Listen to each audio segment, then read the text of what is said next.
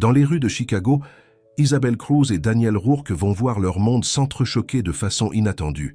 Elle, vendeuse de tamales au coin de la rue, lui, homme d'affaires impitoyable. Leur rencontre fortuite va déclencher une série d'événements qui transformeront non seulement leur vie, mais aussi tout un quartier. Une histoire émouvante sur la rédemption, l'amour et le pouvoir du changement. Avant de commencer cette histoire, commentez ci-dessous d'où vous nous regardez. Le soleil se levait sur Chicago, illuminant les rues encore tranquilles du centre-ville. Isabelle Cruz, 45 ans, installait son chariot de nourriture au coin de la 6e rue et de l'avenue Dalton comme elle le faisait depuis 10 ans. Ses mains expertes disposaient les tamales fraîchement préparés et les churros encore chauds, tandis que son esprit vagabondait vers Miguel, son mari décédé 5 ans plus tôt d'une crise cardiaque. Un autre jour, un autre dollar, murmura-t-elle en arrangeant sa petite pancarte colorée. Isabelle servait toujours les mêmes clients, chauffeurs de taxi, ouvriers du bâtiment, professeurs d'école. Pour beaucoup, elle était devenue une constante, rassurante dans leur routine matinale. Son sourire sincère et sa nourriture délicieuse attiraient une clientèle fidèle. « Bonjour Isabelle. 2 tamales comme d'habitude », lança Tony, un chauffeur de taxi qui s'arrêtait tous les matins avant sa longue journée. « Tout de suite, Tony. Comment va ta fille ?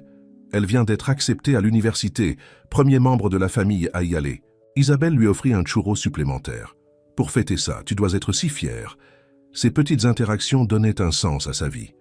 Depuis la mort de Miguel, son travail était devenu son sanctuaire, sa raison de se lever chaque matin. Mao. Ciel s'assombrit soudainement et une pluie fine commença à tomber. Isabelle s'empressa de protéger sa marchandise avec une bâche plastique. C'est alors qu'un bruit de pneus crissant sur l'asphalte mouillé attira son attention. Une Maserati noire s'arrêta brutalement à quelques centimètres de son chariot, manquant de peu de la renverser. Isabelle resta figée, le cœur battant à tout rompre. La portière s'ouvrit et un homme en costume impeccable en sortit, téléphone collé à l'oreille. « Je m'en fiche de ce que pense le conseil d'administration. Achetez ce bloc et démolissez-le. » aboyait-il dans son téléphone sans même regarder Isabelle. « Je serai là dans 20 minutes. » Isabelle sentit la colère monter en elle. « Hé, vous avez failli détruire mon chariot !» L'homme se tourna enfin vers elle, comme s'il venait tout juste de remarquer sa présence. Ses yeux bleus glaciales la regardèrent de haut en bas. « Combien ?» demanda-t-il sèchement. « Pardon ? Combien pour les dégâts ?» Il sortit son portefeuille. « Donnez-moi un chiffre. » Isabelle croisa les bras.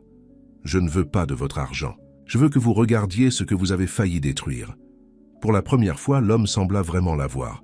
Il rangea son téléphone et observa le petit chariot, les tamales soigneusement arrangés, les churros dorés. « C'est juste un chariot de nourriture, » dit-il confus. « Pour vous peut-être. Pour moi, c'est toute ma vie. » Isabelle soutint son regard. « Vous ne pouvez pas tout régler avec de l'argent, monsieur. »« Rourke. Daniel Rourke, » répondit-il automatiquement. Quelque chose dans le regard d'Isabelle, brun et vif comme de la cannelle, le déstabilisa. La pluie s'intensifia. Un client habituel s'approcha, jeta un regard méfiant à Daniel et sa voiture de luxe, puis commanda son déjeuner à Isabelle. Elle le servit avec son sourire habituel, comme si l'incident n'avait jamais eu lieu. Daniel resta là étrangement immobile sous la pluie qui trempait son costume à 3000 $. Il regardait Isabelle interagir avec ses clients, noter les noms de leurs enfants, demander des nouvelles de leur famille. Son téléphone sonna. Il décrocha machinalement. « Monsieur Rourke, le conseil vous attend. »« J'arrive, » répondit-il avant de raccrocher. Il s'approcha du chariot d'Isabelle. « Un café, » dit-il simplement. Elle haussa un sourcil surprise, mais lui servit un café dans un gobelet en carton. Quand il tendit un billet de 50 $, elle secoua la tête. « C'est 3 $. Gardez la monnaie. »« Je n'ai pas besoin de votre charité, monsieur Rourke. » Elle lui rendit sa monnaie exacte. Daniel prit le café, goûta une gorgée et parut surpris. « C'est au bon. »« Évidemment que c'est bon, » répliqua Isabelle. « Je ne sers que ce que je serais fier de manger moi-même. » Il hocha la tête, comme s'il venait de recevoir une leçon importante. Puis il remonta dans sa voiture et partit. Isabelle était certaine de ne jamais le revoir. Le lendemain matin, alors qu'elle installait son chariot, la pluie avait cessé, mais le ciel restait menaçant. L'air était frais, typique d'un automne à Chicago. À sa grande surprise, elle vit Daniel Rourke s'approcher à pied, un café à la main. Il portait toujours un costume, mais pas de cravate cette fois. « Bonjour », dit-il simplement. Isabelle le regarda avec méfiance. « Vous n'avez pas failli écraser quelqu'un aujourd'hui ?» Un sourire fugace passa sur les lèvres de Daniel. « Je suis venu à pied exprès. »« Que voulez-vous, monsieur Rourke ?»« Un tamal, s'il vous plaît. » Isabelle hésita, puis lui en servit un. Elle le regarda prendre une bouchée maladroite. « Première fois que vous mangez un tamal ?» demanda-t-elle, amusée malgré elle. « Ça se voit tant que ça ?» Il essuya une goutte de sauce au coin de sa bouche. « C'est délicieux. Ma mère m'a appris à les faire quand j'avais 8 ans. » Isabelle ne savait pas pourquoi elle partageait cette information. « Vous êtes douée. » Daniel paya exactement le prix demandé cette fois. « Au revoir, madame Cruz, Isabelle Cruz. Au revoir, Isabelle. » Le 3e jour, il revint, puis le 4e. Chaque matin, il commandait un tamal et échangeait quelques mots avec elle. Isabelle ne comprenait pas pourquoi cet homme d'affaires fortuné s'intéressait soudainement à son humble chariot de nourriture. Un matin, alors qu'elle déchargeait des caisses lourdes de son camion, elle sentit une douleur vive à l'épaule. Daniel arrivait justement à ce moment-là. « Laissez-moi vous aider », offrit-il en voyant sa grimace de douleur. « Je peux me débrouiller seule », insista Isabelle, têtue. « Je n'en doute pas, mais vous n'avez pas à le faire. » Après un moment d'hésitation, elle accepta son aide. Daniel enleva sa veste de costume et retroussa ses manches pour porter les caisses jusqu'au chariot. « Vous faites ça tous les jours ?» demanda-t-il, impressionné par le poids des boîtes. « 5 jours par semaine depuis 10, 15 ?» Daniel la regarda avec un nouveau respect. « Pourquoi un chariot? Vous pourriez ouvrir un restaurant avec votre talent. » Isabelle sourit tristement. « C'était notre rêve, à mon mari et moi, un petit restaurant familial. » Elle s'interrompit. « Il est décédé avant qu'on puisse économiser assez. » Daniel ne dit rien pendant un moment. « Je suis désolé pour votre perte. La vie continue, » dit simplement Isabelle. « Et vous? Pourquoi un homme comme vous s'intéresse-t-il à un petit chariot de nourriture? Un homme comme moi, riche, puissant, habitué aux restaurants étoilés ?» Daniel sembla réfléchir. Peut-être que j'étais fatigué de tout ça. Leurs regards se croisèrent, et pour la première fois, Isabelle vit autre chose dans ses yeux que de la froideur, de la vulnérabilité peut-être. Les semaines passèrent et Daniel devint un visiteur régulier. Les clients habituels d'Isabelle commencèrent à s'habituer à sa présence. Certains le regardaient toujours avec méfiance, d'autres avec curiosité. Un matin de tempête de neige, Isabelle fut étonnée de voir que presque personne ne s'était aventuré dehors. Elle allait fermer tôt quand Daniel apparut, le manteau, couvert de neige. « Que faites-vous ici par ce temps ?» demanda-t-elle, surprise. « J'avais peur que vous soyez seul, » admit-il, « et j'avais envie d'un tamal. » Ils s'abritèrent dessous l'auvent du chariot, regardant la neige tomber en silence. « Parlez-moi de vous, » dit Isabelle. « Qu'est-ce que fait exactement Daniel Rourke quand... » « Il n'est pas en train de manger des tamals sous la neige ?» Daniel eut un rire bref. « Je dirige Rourke & Co, une société immobilière. Nous achetons des propriétés, les rénovons ou les démolissons pour construire du neuf. »« Vous détruisez des quartiers entiers, » dit Isabelle sans détour. « Nous créons de la valeur, corrigea-t-il, mais sans conviction. »« Pour qui ?» Daniel ne répondit pas immédiatement. « Je n'ai pas toujours été comme ça, vous savez. » Il fixa la neige qui tombait. « J'ai grandi dans un quartier ouvrier. Mon père travaillait à l'usine. J'ai juré que je ne vivrais jamais comme eux. Et maintenant ? Maintenant, j'ai tout ce que je voulais. Une fortune, du pouvoir, du respect. » Il regarda Isabelle. « Et pourtant, chaque matin, je préfère être ici à manger des tamals dans le froid plutôt que dans mon bureau avec vue sur la ville. » Isabelle sentit quelque chose changer entre eux. Un mur invisible semblait s'être effondré. « Vous n'êtes pas marié ?» osa-t-elle demander. « Divorcé, 2 fois. » Daniel eut un sourire triste. « Les femmes que j'ai épousées aimaient mon argent plus que moi. Ou peut-être qu'elles n'aimaient pas l'homme que j'étais devenu pour gagner cet argent. » Isabelle comprenait. La vie avait une façon de vous changer, souvent sans que vous vous en rendiez compte. Un jour, Daniel arriva avec une expression préoccupée. Il commanda son tamal habituel, mais semblait distant, perdu dans ses pensées. « Qu'est-ce qui ne va pas ?» demanda Isabelle. « Rien. Des affaires. »« Daniel, » dit-elle doucement. C'était la première fois qu'elle utilisait son prénom. « Je sais quand quelque chose ne va pas. » Il hésita. « J'ai appris quelque chose aujourd'hui, quelque chose qui pourrait changer les choses entre nous. Le cœur d'Isabelle manqua un battement. Qu'est-ce que c'est? Mais avant qu'il puisse répondre, son téléphone sonna. C'était visiblement un appel important. Il s'excusa et s'éloigna pour parler. Isabelle le regarda, sentant un mélange d'inquiétude et d'espoir. Ces derniers mois, elle avait laissé Daniel Rourke entrer dans sa vie d'une façon qu'elle n'aurait jamais imaginée. Et maintenant, elle réalisait qu'elle s'était attachée à lui. Quand il revint, son visage était redevenu un masque professionnel. « Je dois y aller. Une réunion d'urgence. »« Daniel, qu'est-ce que tu allais me dire ?»« Rien d'important, je te verrai demain. » Mais Isabelle sentait que quelque chose avait changé, alors qu'elle le regardait s'éloigner. Elle ne pouvait pas savoir que le lendemain, leur relation allait être mise à l'épreuve d'une manière qu'elle n'aurait jamais pu prévoir. Le lendemain matin, Isabelle arriva à son emplacement habituel pour découvrir un groupe d'hommes en costume qui prenèrent des mesures et des photos. Son cœur se serra quand elle vit un grand panneau, futur site du complexe Rourke Plaza, ouverture prévue 2026. Elle resta figée, son chariot à moitié installé. Un des hommes s'approcha d'elle. « Madame, vous ne pouvez pas vous installer ici, cette zone va être clôturée aujourd'hui. »« J'ai un permis de vente, » protesta Isabelle en sortant ses papiers. « Je suis ici depuis 10 ans. Je suis désolée, mais ce terrain a été acheté par Rourke & Co. Votre permis n'est plus valide. » La réalisation la frappa comme une gifle. Daniel, sa société, voilà ce qu'il n'avait pas pu lui dire hier. Comme invoquée par ses pensées, elle vit la Maserati noire de Daniel s'arrêter à proximité. Il en sortit rapidement, l'air préoccupé, et se dirigea vers elle. « Isabelle, » commença-t-il.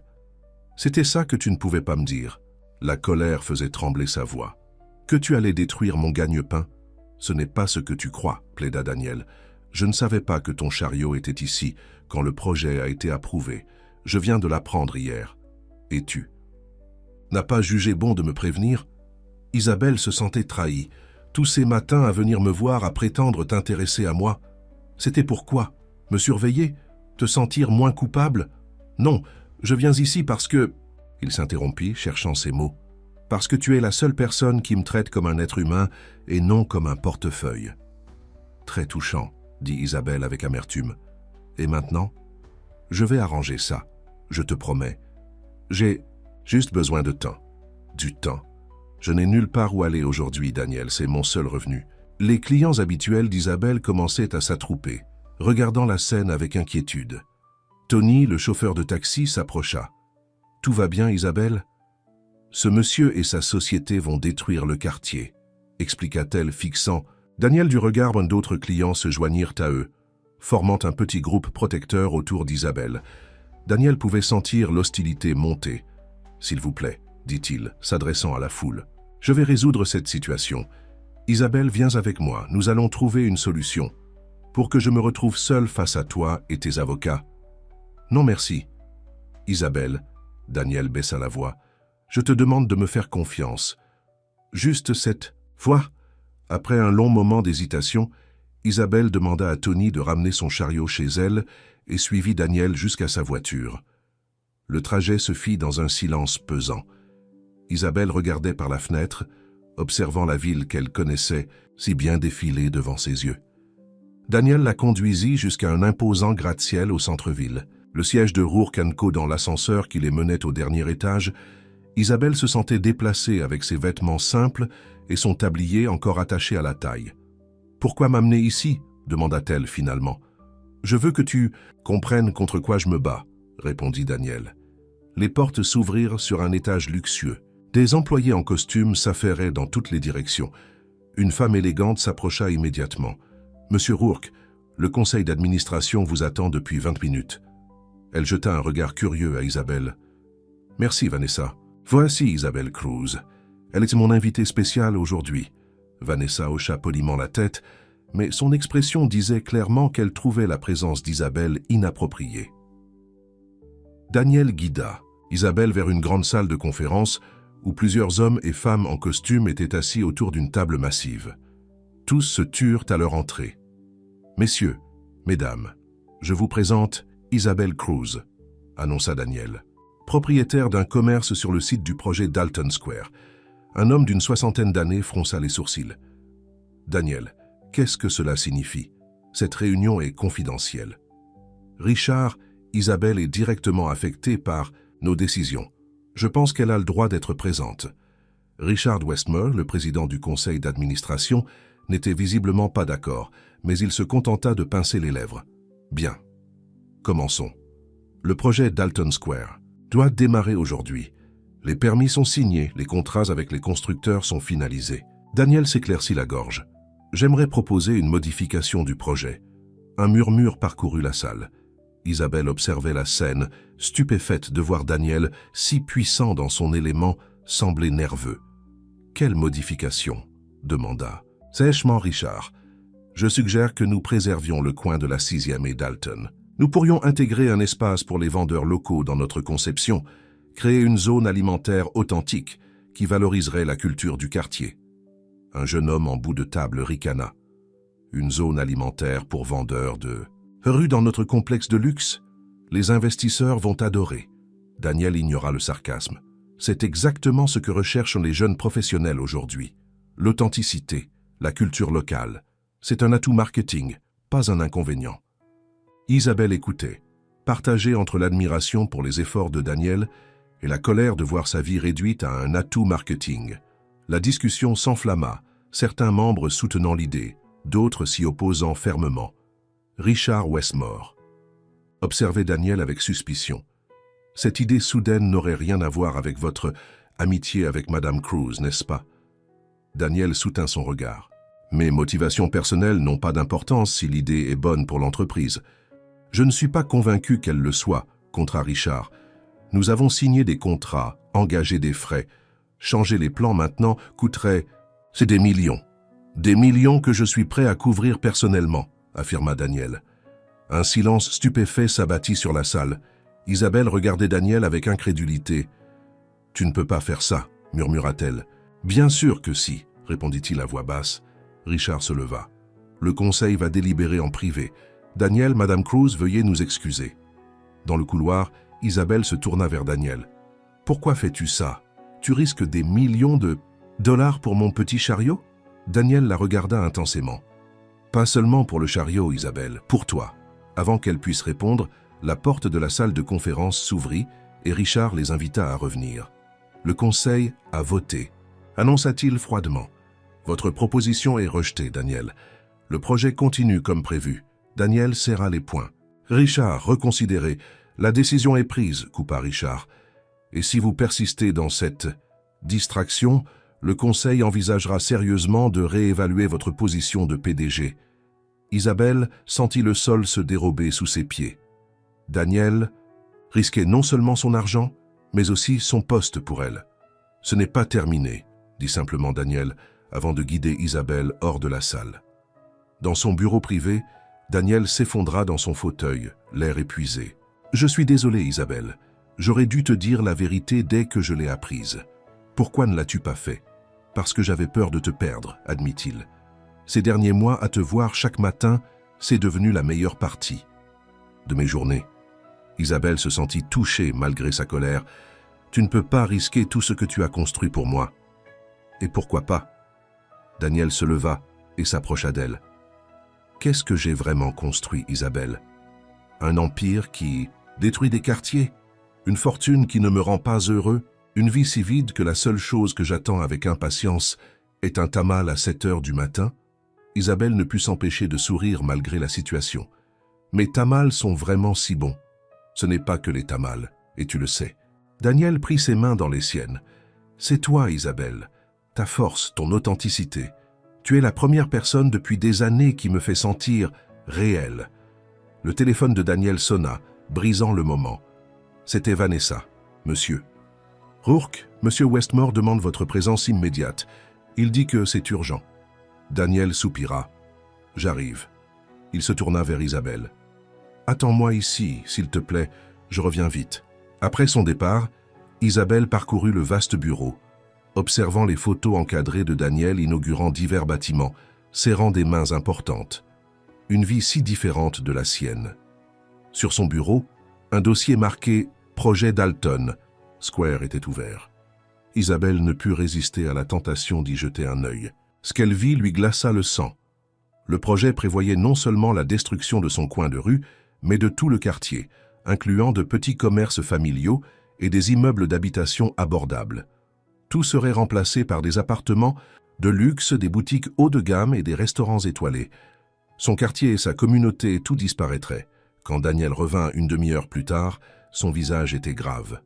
« Isabelle, j'ai vu le dossier, » l'interrompit-elle. « Tu ne détruirais pas seulement mon chariot, mais tout notre quartier. » Daniel ne nia pas. « Ce projet était en cours bien avant que je te rencontre. Je ne savais pas, je ne réfléchissais pas aux conséquences humaines. Et maintenant? Maintenant je vais me battre, mais j'ai besoin de ton aide. » Isabelle croisa les bras. « Mon aide? Comment? Richard vient de me mettre en congé forcé. Il prend le contrôle du projet, prétendant que mes sentiments pour toi affectent mon jugement professionnel. Et il a raison, non? » Daniel sourit légèrement. « Peut-être, mais ce qu'il ne sait pas, c'est que j'ai un plan B. » Daniel lui expliqua qu'en tant que fondateur de l'entreprise, il possédait encore une part significative des actions et qu'avec l'aide de certains investisseurs qui lui étaient fidèles, il pourrait reprendre le contrôle. « Mais j'ai besoin de temps. Et j'ai besoin que tu mobilises la communauté. Si nous pouvons montrer que le quartier s'oppose au projet, cela me donnera plus de poids pour convaincre les investisseurs hésitants. » Isabelle hésitait. « Tu me demandes de te faire confiance alors que tu m'as caché la vérité. » « Je sais que je ne le mérite pas, » admit Daniel. « Mais je te promets, Isabelle, que je ferai tout ce qui est en mon pouvoir pour sauver ton quartier. Pas seulement pour toi, mais parce que c'est la bonne chose à faire. » Isabelle vit la sincérité dans ses yeux. Malgré sa méfiance, elle sentait que cet homme avait changé depuis leur première rencontre. « D'accord, » dit-elle finalement. « Je vais t'aider.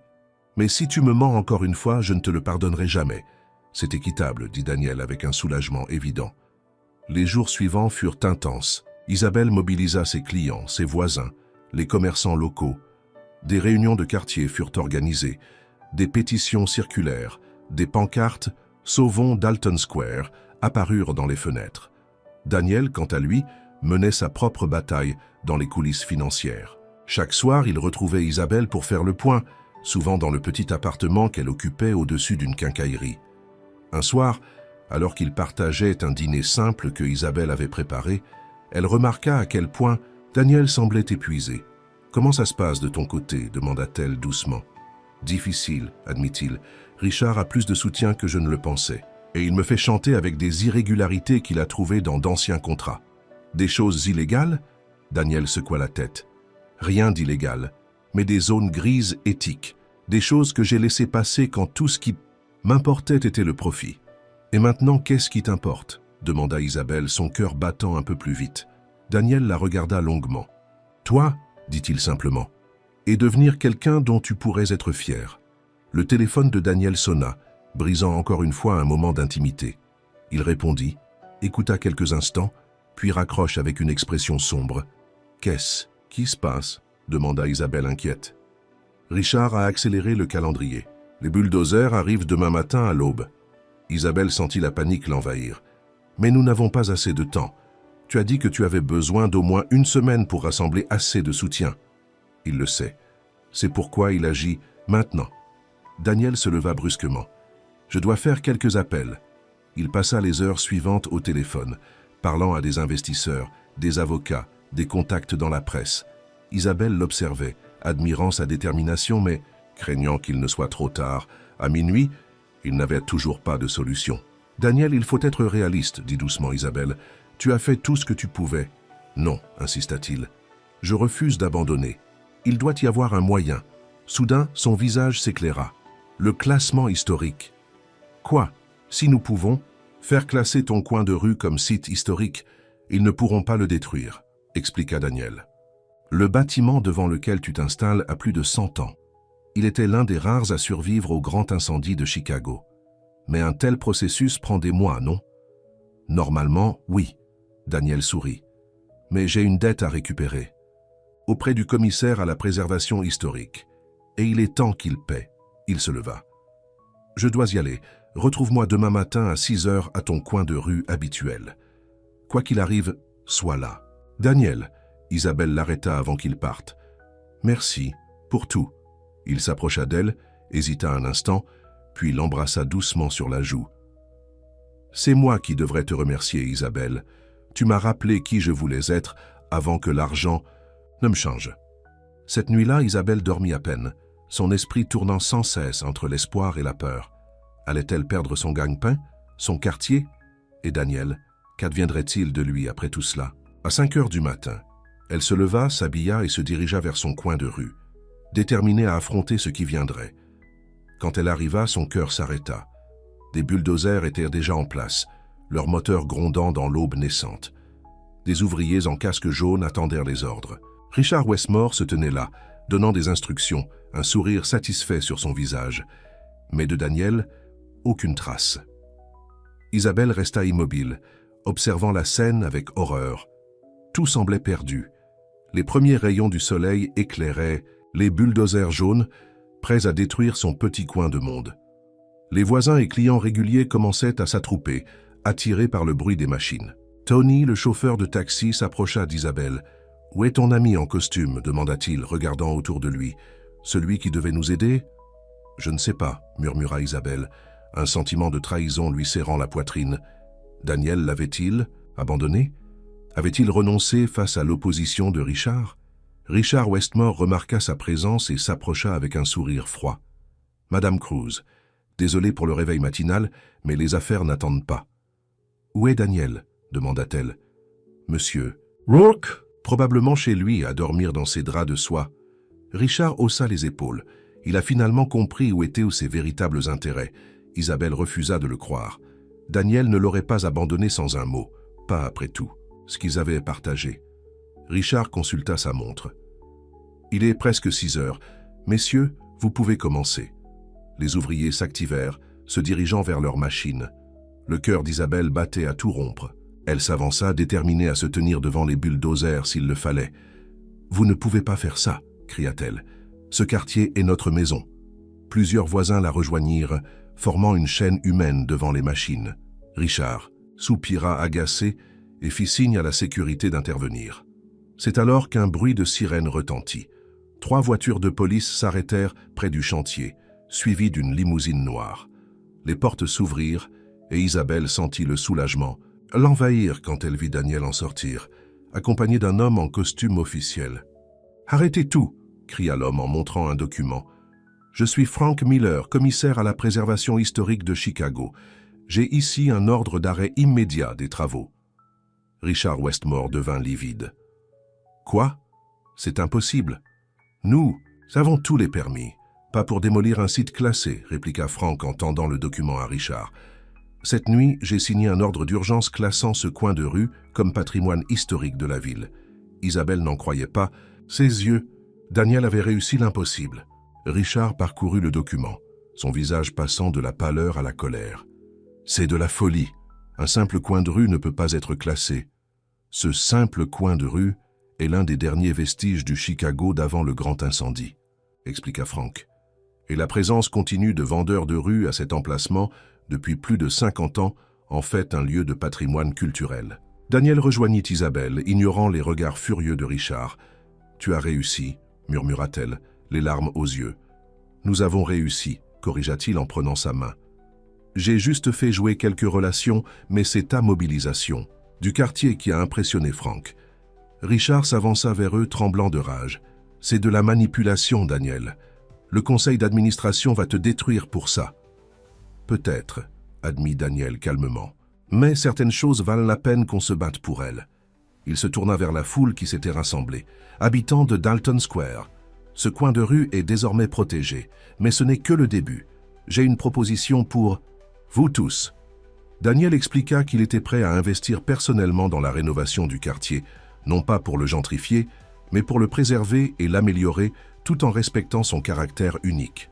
Au lieu de détruire, nous allons construire ensemble des appartements abordables, des espaces pour les petits commerces et bien sûr, un emplacement permanent pour le meilleur chariot de tamal de Chicago. La foule applaudit, mais Richard n'avait pas dit son dernier mot. « Tu n'as pas le pouvoir de faire ça, Daniel. Le conseil va te limoger dès cet après-midi. »« Qu'ils essaient, » répondit Daniel avec assurance. « J'ai passé la nuit à appeler chaque investisseur. Beaucoup sont de mon côté maintenant. surtout après avoir vu les projections financières de mon nouveau plan. C'est une opportunité d'investissement socialement responsable, Richard. L'avenir de l'immobilier. Richard le fixa avec haine. Tu regretteras d'avoir choisi cette vendeuse de rue plutôt que ton héritage. Daniel sourit. C'est là que tu te trompes, Richard. Je n'ai pas abandonné mon héritage. J'ai retrouvé qui je suis vraiment. Tandis que Richard repartait furieux, suivi par les bulldozers qui se retiraient, la foule célébrait. Isabelle se tourna vers Daniel, émue, mais inquiète. « Tu as vraiment risqué toute ton entreprise pour moi? Pour un quartier que tu ne connaissais même pas il y a quelques mois? Pas juste pour toi ou pour le quartier, répondit-il en caressant sa joue. Pour moi aussi, pour l'homme que je veux être, l'homme que j'étais avant que l'ambition ne me fasse oublier mes valeurs. » Ils marchèrent ensemble à travers le quartier, saluant les résidents qui les remerciaient. Le soleil était maintenant haut dans le ciel, illuminant les vieux bâtiments sous un jour nouveau. « Alors, que se passe-t-il maintenant ?» demanda Isabelle quand ils s'arrêtèrent devant son chariot, qu'elle avait fait venir entre-temps. « Maintenant, j'ai une réunion d'urgence du conseil d'administration, » dit Daniel. « Ça va être difficile, mais je suis prêt à me battre. »« Tu veux un tamal pour te donner des forces ?» proposa Isabelle avec un sourire. « J'adorerais. » Elle lui servit son tamol habituel qu'il mangea avec plaisir. Avant de partir, il l'embrassa tendrement sur les lèvres. « Je reviendrai, promit-il. » Isabelle le regarda s'éloigner, son cœur plein d'espoir pour la première fois depuis des années. Les heures passèrent lentement.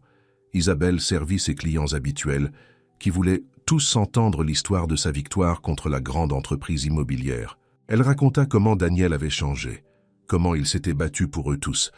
À la fin de la journée, alors qu'elle rangeait son chariot, elle n'avait toujours pas de nouvelles de Daniel. L'inquiétude commençait à la ronger. La réunion. S'était-elle mal passée? Richard avait-il réussi à le faire renvoyer?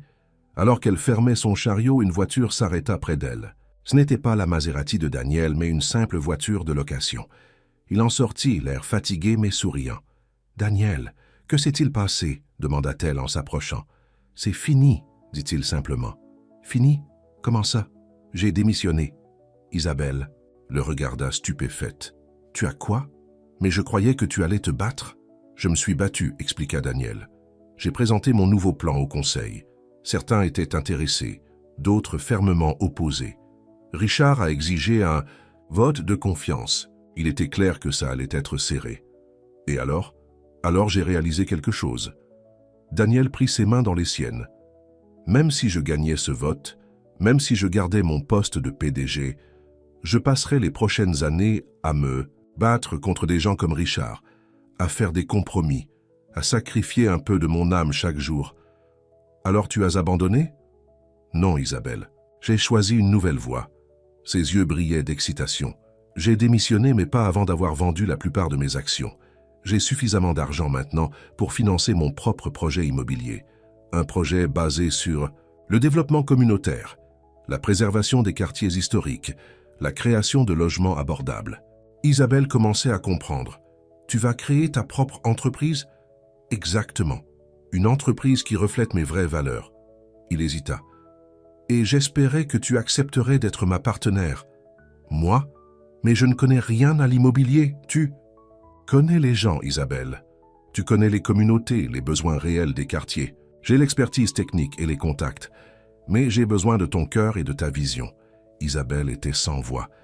C'était si inattendu, si différent de tout ce qu'elle avait imaginé pour son avenir. « Et pour mon chariot ?» demanda-t-elle finalement. « Tu pourras continuer aussi longtemps que tu le voudras. » Ou, Daniel sourit, « tu pourrais enfin réaliser ce rêve que tu partageais avec ton mari. Un vrai restaurant familial. » Les larmes montèrent aux yeux d'Isabelle. Miguel serait si fier de voir leur rêve se réaliser, même si c'était d'une manière qu'il n'aurait jamais pu imaginer. « J'ai besoin de temps pour réfléchir, » dit-elle honnêtement. « Bien sûr, » répondit Daniel, « prends tout le temps qu'il te faut. » Les semaines suivantes furent un tourbillon d'activités.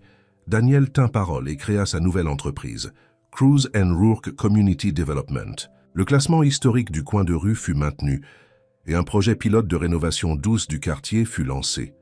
Isabelle continuait à tenir son chariot chaque matin, mais elle passait aussi beaucoup de temps avec Daniel, visitant d'autres quartiers, parlant aux résidents, apprenant les bases de l'urbanisme et du développement immobilier.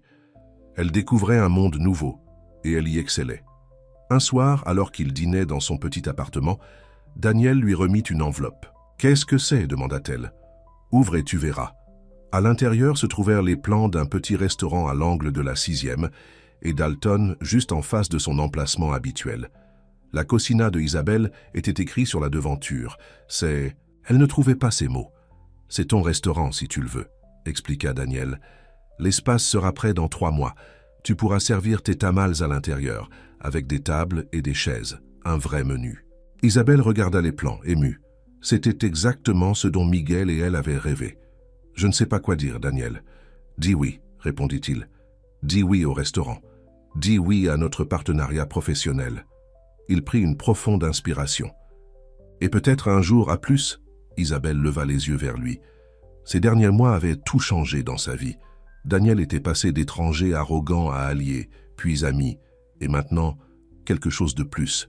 Quelque chose qui faisait battre son cœur d'une façon qu'elle n'avait pas ressentie depuis la mort de Miguel. « Oui », dit-elle simplement, « oui à tout cela. » Daniel sourit, le soulagement et la joie illuminant son visage.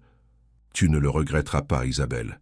Je te le promets. »« Je sais, » dit-elle en posant sa main sur la sienne. « Je te fais confiance. » 3 mois plus tard, la cocina de Isabelle ouvrait ses portes. L'espace était chaleureux, décoré avec des couleurs vives et des photos du vieux quartier. Le chariot d'Isabelle occupait une place d'honneur près de l'entrée, transformée en comptoir à dessert. La file d'attente s'étendait jusqu'au bout de la rue. Des clients fidèles, des voisins, même quelques hommes d'affaires en costume que Daniel avait invités. À minuit, quand le dernier client fut parti, Isabelle s'effondra sur une chaise, épuisée mais heureuse. « Nous avons réussi », dit-elle à Daniel qui fermait les portes. « Tu as réussi », corrigea-t-il. « C'est ton talent, ta cuisine, ton cœur qui ont fait de cette soirée un succès. »« Non, c'est nous », insista Isabelle. « Je n'aurais jamais pu le faire. Sans toi. » Daniel s'assit à côté d'elle et sortit une petite boîte de sa poche. « Qu'est-ce que c'est » demanda Isabelle, soudain nerveuse. « Pas ce que tu crois », rit Daniel. « Pas encore, du moins. C'est juste un petit cadeau pour célébrer l'ouverture. » Isabelle ouvrit la boîte pour y découvrir une délicate chaîne en or avec un pendentif en forme de tamale. « Pour ne jamais oublier comment tout a commencé », expliqua. Daniel. Isabelle sourit, touchée par ce geste. « Comme si je pouvais oublier l'homme en Maserati qui a failli écraser mon chariot. Et qui a fini par tomber amoureux de la femme derrière ce chariot », ajouta Daniel doucement. Isabelle le regarda dans les yeux, sentant son cœur s'emballer. « Tu m'aimes ?»« Plus que je ne pensais possible d'aimer à nouveau, » admit Daniel. « Même si je ne suis qu'une simple vendeuse de tamales ?»« Tu n'as jamais été simple, Isabelle Cruz. Tu es la femme la plus extraordinaire que j'ai jamais rencontrée. » Il se pencha et l'embrassa tendrement. Isabelle sentit toutes ses peurs et ses doutes s'évanouir. Avec Daniel, elle avait trouvé non seulement un nouveau départ professionnel, mais aussi une seconde chance en amour. Dehors, la neige commençait à tomber doucement sur Chicago, couvrant la ville d'un manteau blanc. Mais à l'intérieur de la cocina de Isabelle, il faisait chaud, très chaud. La vie avait un goût différent maintenant. Un goût de pardon, d'espoir et d'amour. Un goût de tamales, partagé sous la neige, de rêves réalisés et de cœur guéris. « À nous !» murmura Isabelle en levant son verre. « À nous !» répéta Daniel. « Et à tous les tamales qui nous attendent. » Ils rirent ensemble, 2 âmes qui s'étaient trouvées dans les circonstances les plus improbables, prêtes à écrire la suite de leur histoire. Ensemble. 1 an s'était écoulé depuis l'ouverture de la cocina de Isabelle. Le petit restaurant était devenu un lieu incontournable du quartier, attirant non seulement les habitants locaux, mais aussi des clients de toute la ville. Les critiques gastronomiques avaient écrit des articles élogieux sur l'authenticité des plats et la chaleur de l'accueil. Isabelle et Daniel avaient trouvé leur rythme, tant professionnellement que personnellement. Leur entreprise de développement communautaire avait déjà lancé 3 projets dans différents quartiers de Chicago, chacun conçu pour préserver l'âme des lieux tout en améliorant les conditions de vie. Ce matin-là, Isabelle préparait la pâte pour ses tamales dans la cuisine du restaurant quand Maria, sa nouvelle employée, entra précipitamment. « Isabelle, tu as vu les nouvelles ?»« Quelles nouvelles ?» demanda Isabelle en s'essuyant les mains sur son tablier. Maria lui tendit son téléphone. À l'écran, un article du Chicago Tribune annonçait Richard Westmore, nommé responsable du nouveau plan de réaménagement urbain de la ville. Isabelle sentit son cœur se serrer. Richard, l'ancien rival de Daniel, maintenant en position de pouvoir sur le développement urbain de Chicago? Cela ne pouvait signifier qu'une chose, des problèmes. À l'horizon, elle appela immédiatement Daniel, qui était déjà au courant. « J'allais justement t'appeler », dit-il, sa voix trahissant son inquiétude. « Richard va tout faire pour nous mettre des bâtons dans les roues. Tu crois qu'il pourrait annuler notre classement historique? Il va certainement essayer. Mais ne t'inquiète pas, je ne le laisserai pas faire. » Isabelle savait que cette bataille ravivait de vieilles blessures pour Daniel. Malgré son bonheur actuel, il avait payé cher sa décision de quitter Rourke & Co. Certains de ses anciens amis et collègues le traitaient comme un traître. Sa réputation dans le milieu des affaires avait souffert. « Viens déjeuner au restaurant », proposa Isabelle. « On parlera de ce qu'on peut faire. » Quand Daniel arriva 2 heures plus tard, Isabelle remarqua immédiatement les cernes sous ses yeux. Ces dernières semaines avaient été intenses avec le lancement d'un nouveau projet dans un quartier défavorisé du sud de la ville. « Tu as l'air épuisé, dit-elle, en lui servant une assiette de son plat préféré. « Rien qu'un bon repas ne puisse guérir, » sourit-il faiblement. Ils s'installèrent dans un coin tranquille du restaurant. Isabelle avait demandé à Maria de s'occuper des clients pour qu'ils puissent parler en privé. « Alors, que sais-tu exactement sur cette nomination ?» demanda Isabelle. « Richard a des relations à la mairie. Il a convaincu le conseil municipal que son approche de développement moderne était ce dont Chicago avait besoin pour rivaliser avec New York et Los Angeles. Et notre travail, notre approche de préservation, pour eux c'est trop lent, pas assez rentable. » Daniel soupira. Richard leur a promis des gratte-ciel, des centres commerciaux de luxe, des revenus fiscaux en hausse. Mais qu'en est-il des gens? Des communautés. C'est là que nous intervenons, dit Daniel, retrouvant un peu d'énergie. Nous avons prouvé que notre modèle fonctionne. La Cocina de Isabelle est un succès. Les 3 projets que nous avons menés ont amélioré la vie. Des résidents sans les chasser de chez eux. Isabelle hocha la tête. Leur premier projet, la rénovation du bloc autour du restaurant, avait permis de restaurer les façades des vieux bâtiments tout en modernisant les intérieurs. Les loyers étaient restés abordables grâce à un système innovant de propriété partagée. Nous devons faire entendre notre voix, décida Isabelle. Mobiliser les communautés avec lesquelles nous avons travaillé. Richard va lancer son premier projet dans le quartier de Pilsen, informa Daniel.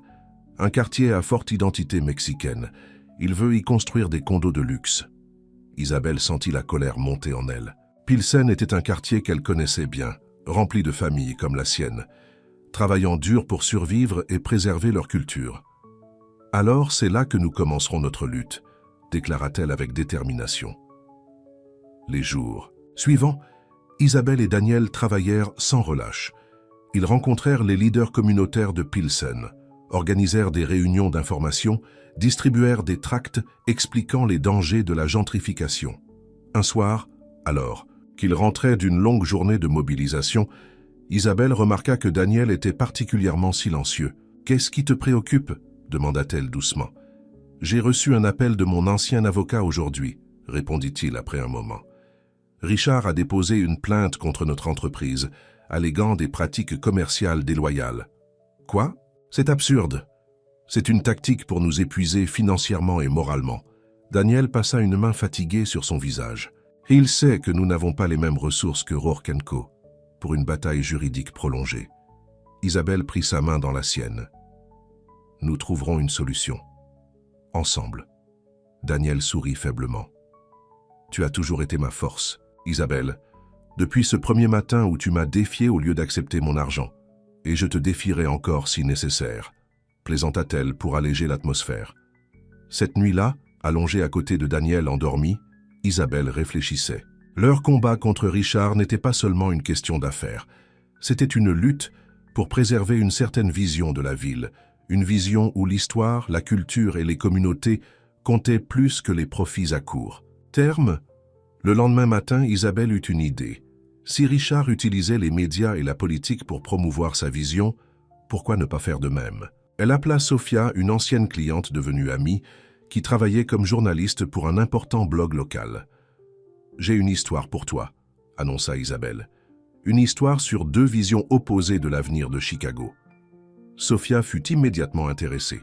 Quelques jours plus tard, un long article apparut en ligne, décrivant le travail de Cruz & Rourke Community Development et le contraste avec l'approche de Richard Westmore.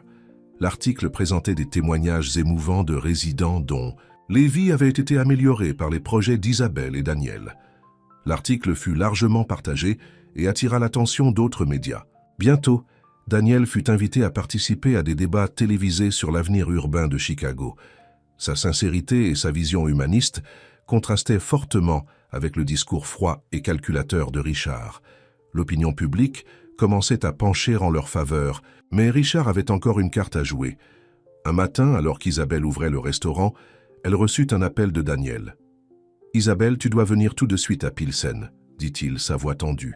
« Les bulldozers sont arrivés pendant la nuit. Ils commencent la démolition ce matin. Mais c'est impossible. La période de consultation publique n'est pas terminée. » Richard a obtenu une autorisation d'urgence, en prétextant des problèmes structurels dans les bâtiments. Isabelle confia le restaurant à Maria et se précipita à Pilsen. Quand elle arriva, une scène de chaos l'attendait. Des résidents formaient une chaîne humaine devant leur maison, tandis que des policiers tentaient de les disperser. Les bulldozers étaient en position, moteurs vrombissants. Elle repéra Daniel au milieu de la foule, parlant avec des journalistes. « C'est une violation flagrante des droits des résidents », déclarait-il. « Ces bâtiments ne présentent aucun danger structurel. C'est une excuse pour accélérer un projet qui n'a jamais reçu l'approbation de la communauté. » Isabelle s'approcha, remarquant immédiatement la caméra de télévision qui filmait l'interview. Une idée lui vint. « Excusez-moi », dit-elle en s'adressant directement à la journaliste. « Je m'appelle Isabelle Cruz. Ce quartier ressemble beaucoup à celui où j'ai grandi. Ces gens ne demandent pas la charité ou des traitements spéciaux.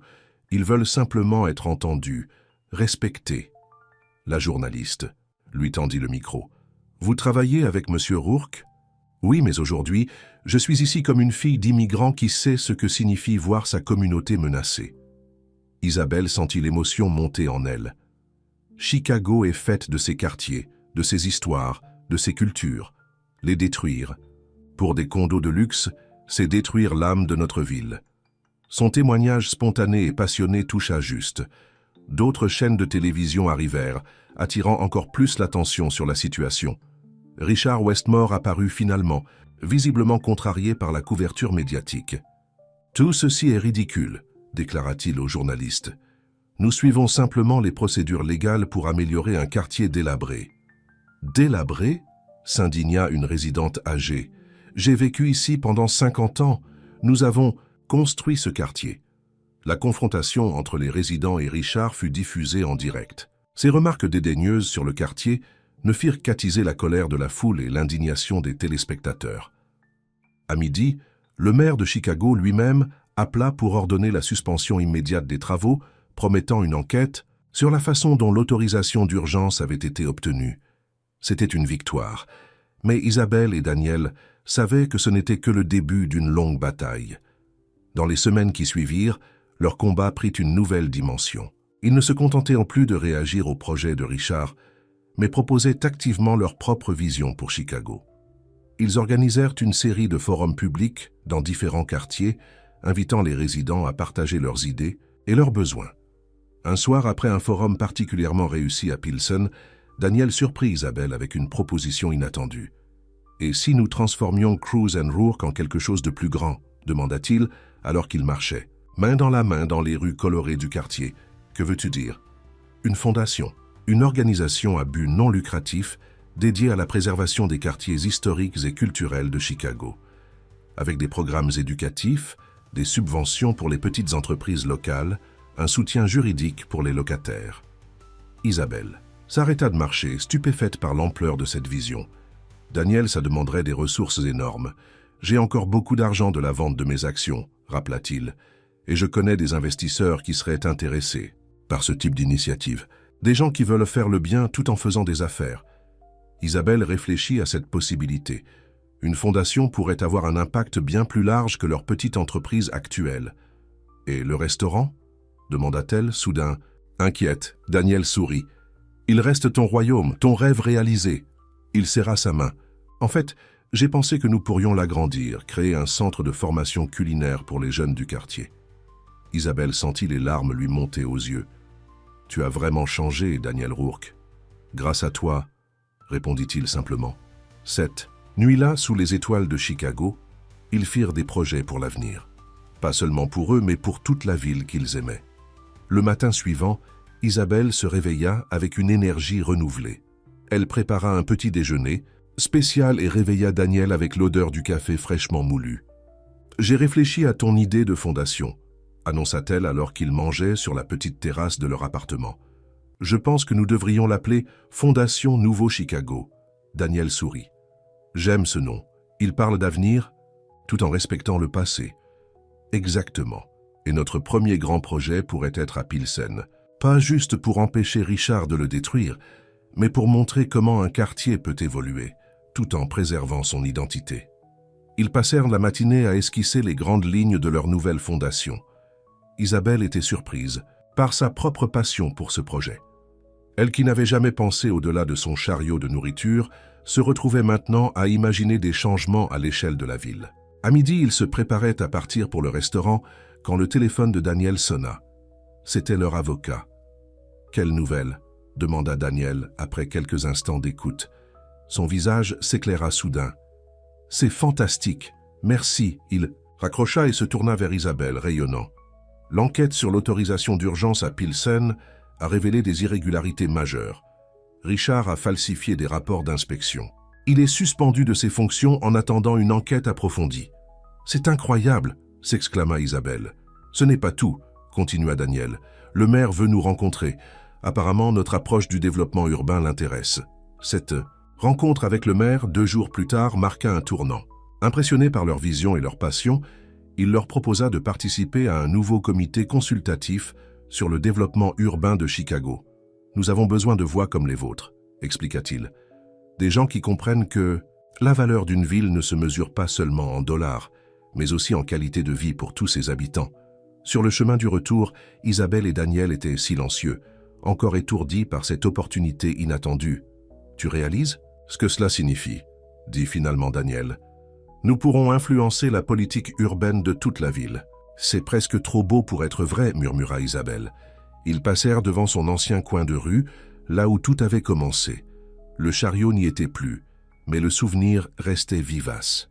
« Tu te souviens de notre première rencontre ?» demanda Daniel en ralentissant. « Comment pourrais-je l'oublier? Tu as failli écraser mon chariot avec ta Maserati. Et tu m'as dit que je ne pouvais pas tout régler avec de l'argent, » sourit Daniel. « Tu avais raison. »« J'ai souvent raison, » taquina Isabelle. Daniel s'arrêta complètement et se tourna vers elle. « Il y a quelque chose que je veux te demander. » Isabelle Cruz, son ton sérieux soudain la surprit. « Qu'est-ce que c'est ?» Daniel sortit une petite boîte de sa poche et l'ouvrit, révélant un simple mais élégant anneau surmonté d'une petite pierre ambre. « Isabelle, tu as changé ma vie le jour où tu as refusé mon argent et exigé mon respect. Tu m'as appris à voir au-delà des profits, à me soucier des gens, à me reconnecter avec les valeurs que j'avais oubliées. » Isabelle sentit son cœur battre à tout rompre. « Ces 2 dernières années avec toi ont été les plus heureuses et les plus significatives de ma vie, » continua Daniel. « Je ne peux pas imaginer un avenir sans toi à mes côtés en tant que partenaire. » Dans tous les sens du terme. Il prit une profonde inspiration. « Isabelle Cruz, veux-tu m'épouser ?» Isabelle regarda l'homme devant elle, si différent de celui qu'elle avait rencontré ce jour pluvieux. Dans ses yeux, autrefois froids et calculateurs, elle voyait maintenant chaleur et sincérité, amour et dévotion. Elle pensa à Miguel, son premier amour. Il y aurait toujours une place pour lui dans son cœur, mais la vie continuait, offrant « Pas de nouvelles chances, de nouveaux départs. »« Oui, dit-elle simplement. »« Oui, je veux t'épouser, Daniel Rourke. » Il glissa l'anneau à son doigt, puis l'embrassa tendrement. « La pierre est de la couleur de la cannelle, » expliqua-t-il. « Comme tes yeux quand tu es en colère. » Isabelle rit. « Tu ferais mieux de ne pas me mettre trop en colère alors. »« Je ferai de mon mieux, » promit-il en souriant. 6 mois plus tard, ils se marièrent dans le jardin communautaire qu'ils avaient aidé à créer à Pilsen. C'était une cérémonie simple mais joyeuse, rassemblant leurs amis, les habitants du quartier, et même quelques anciens collègues de Daniel qui avaient fini par comprendre et respecter son choix. Le maire de Chicago lui-même vint les féliciter, annonçant que leur premier projet sous l'égide de la Fondation Nouveau Chicago avait été approuvé. La transformation d'un ancien entrepôt de Pilsen en centre culturel et commercial pour les artisans et entrepreneurs locaux. Alors que le soleil se couchait sur la fête, Isabelle et Daniel s'éloignèrent un moment de leurs invités, se retrouvant seuls près d'un petit stand où trônait fièrement son ancien chariot de nourriture, désormais pièce de musée et symbole de leur histoire. Qui aurait cru qu'un tamal pourrait changer tant de vies, médita Daniel. Ce n'était pas qu'un tamal, corrigea Isabelle. C'était le goût du pardon, de la deuxième chance. Daniel l'embrassa tendrement. À notre avenir, Isabelle Rourke. À notre avenir, répéta-t-elle. Et à tous ceux dont nous toucherons la vie. Ils retournèrent vers leurs invités, main dans la main, prêts à écrire le prochain chapitre de leur histoire. Une histoire qui avait commencé par un presque accident et un tamal, et qui maintenant s'étendait à toute une ville, un repas à la fois, un quartier à la fois, car le vrai changement, comme il l'avait appris, commençait toujours par une simple rencontre, un moment de vérité, un goût de pardon FI1.